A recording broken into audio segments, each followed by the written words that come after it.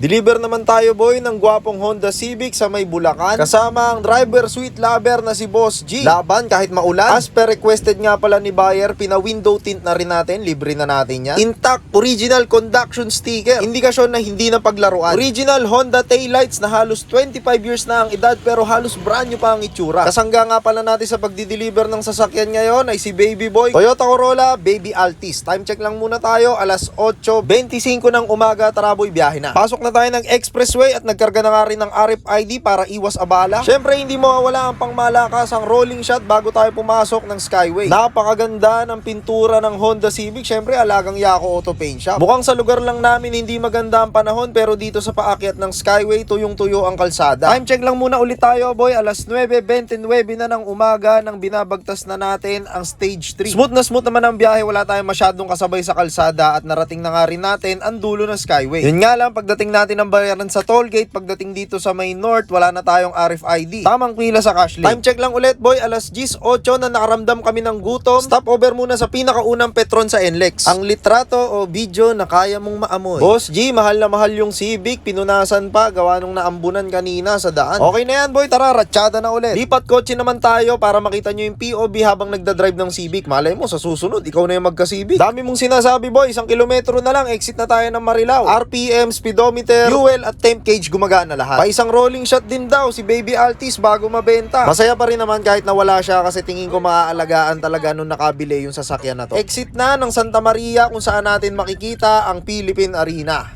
So ayun o boy, nandito na tayo kala Ma'am Claire tsaka si Sir Melvin. So sila yung kumuha nung sasakyan natin na napaka-poging Honda Civic SIR body. Ito yung hinebi PMS natin. Isa to sa mga personal unit ko. Papansin nyo, kumakain na ako, no? Boss G daya mo hindi ka nakitang kumakain Kala nila ako lang yung nangihinain dito. So maraming salamat kala Sir, tsaka kala Ma'am, pinaganda talaga tayo sa pagkain. Alam nyo na yung mga susunod na didelivera natin Hindi, joke lang.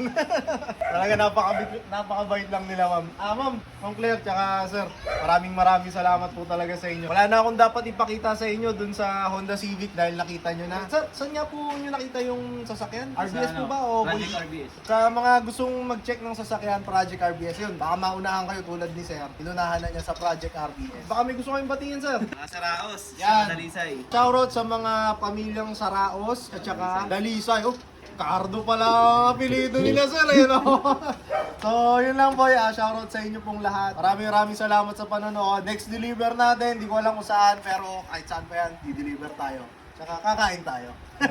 Customers always right if the price is right.